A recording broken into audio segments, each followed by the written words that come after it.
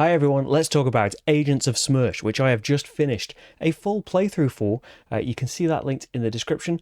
The game in action is surely the best way of seeing whether or not it might be for you, but if you would like to know what I think about it, and some inevitable rambling, then here you are with that video. So Agents of SMERSH, it's random, it's unfair, the end game is unsatisfying, the win condition, it can be really brutal and harsh in some of the encounters, especially with henchmen.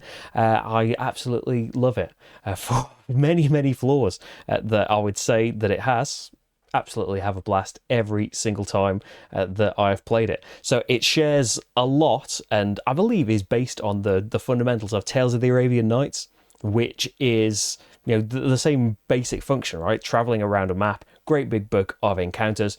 Crazy daft things happening to everybody. It's a competitive game though. The few times that we've played Tables of the Arabian Nights, yes, they're tables, we ended up like at least one person would have a really bad time in that just terrible things would happen to them, no chance of winning. It's still silly and all of that stuff, but I think one of the fundamental things that we liked so much about Agents of SMERSH was that it's cooperative. Hey, that doesn't matter. We're all in this together. Look at how we are all going to fail because of the way this game is going. And just generally, I prefer co-op things.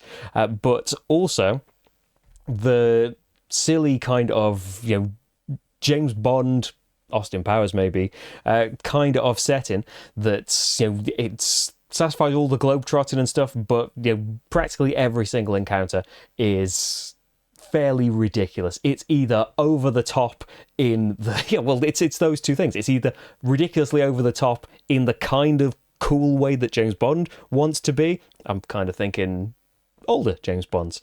I don't know so much about is Daniel Craig being silly cool or cool in the new ones. I don't know. Or it's just being plain ridiculous, maybe more the Austin Powers end of things.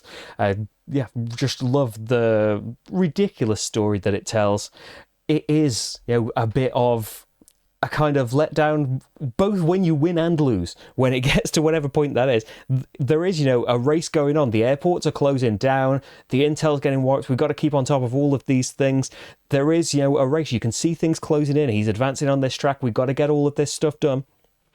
Let's get this. We just managed to get the final encounter just in time, and then it's down to flipping over some of this stuff. Sometimes you have done stuff and earned stuff so that you can flip intel over and if you've got the right stuff or not. But a lot of the time it's all just done in the dark, and you flip stuff over and you can have a ton of intel in there and it just not be your game, and we didn't have the right colours. That's just it. We lose. There is a much more... There's another kind of phase. Rather than just winning and that's just it, there is an extra thing that was brought in the Showdown expansion, which is just this book. The whole expansion is that. But it also comes with an amazing campaign that you can play through. I say that as if we've played through the whole thing. For all the times that we played through Agents of SMERSH, we've maybe got about halfway through it, back like before Channel Days probably, when we were replaying things tons.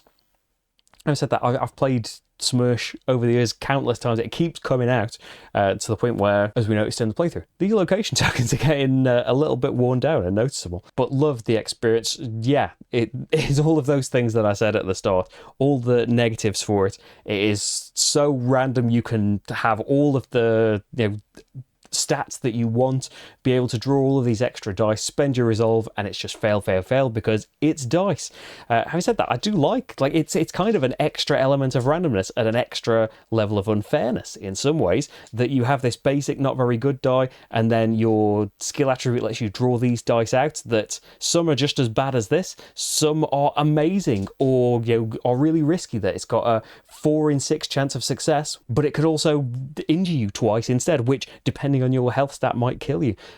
Throughout the various expansions and Kickstarter extras that all came in the bundle that I got on whichever Kickstarter that it was, there's such a wealth of different characters, different silly abilities, like the character that we saw that lets you, if he fails, he can spend an extra resolve to flip a poker chip that the game comes with.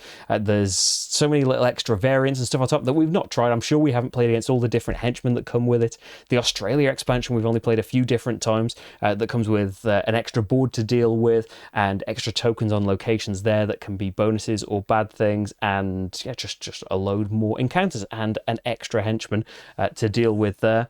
yeah, it's stuff that's like there's definitely room for improvement, but I'd say just as it is a fantastic, silly experience. Just going in, knowing what you are going for and what you are expecting, it delivers that massively. You can sit there all game trying to choose choices that you think relate to the skills you're good at or that relate to your advanced skills, and just that never happens throughout the entire game. It's just the way that it goes sometimes, and yeah, I understand completely if that would be a turn off, but yeah, even when that happens, it's still funny when it does happen. I say all of this knowing just about this version of Agents of SMERSH. I know the Epic Edition is out there. I hope to be covering that at some point in the near future, because yeah, it's meant to be streamlining this, changing things. I will say that yeah, I do like, I've got massive fondness for this. Like with anything, maybe if this game had come out say this year, maybe I wouldn't be loving it so much. It is a game that I got, you know, in the first couple of years, I'd say, of getting really into modern board games, and it was one of the first, you know, late pledging for a Kickstarter, waiting for that to arrive, seeing this ridiculous box full of amazing things. All that kind of nostalgia value plays into it. Having said that, there's plenty of games from back then that we go and play again, and actually we don't really care that much about anymore. And there are games that I have massive fondness for, like say Project Elite. It came out. The main thing is, hey, it's available again. This game that nobody could get, it is now out again. But a lot of Project Elite, it was either like too similar to the edition that we already had, or we didn't really like the changes, like say the art fundamentally, and I can't really remember particularly what we weren't so fussed about the new one, and we just kept the old one and sold on the new one that we'd bought. So yeah, it could end up being that way with the Epic Edition, but let me know if you've played both, or if you just played either of them. What do you think about Agents of SMERSH? Should I be excited about this new Epic Edition, or will I be sticking with this one? Or maybe I'll keep both, who knows. Anyway, thank you very much for watching this. There are hundreds and hundreds of playthroughs on this channel for you to check out if you'd like to see some more board gamey goodness. You can support the channel, I can't quite point to it, patreon.com/slickerdrips, and any support will be massively appreciated, and it's how I can make these things. For now though, thank you very much, and I'll see you for the next game. Bye everyone.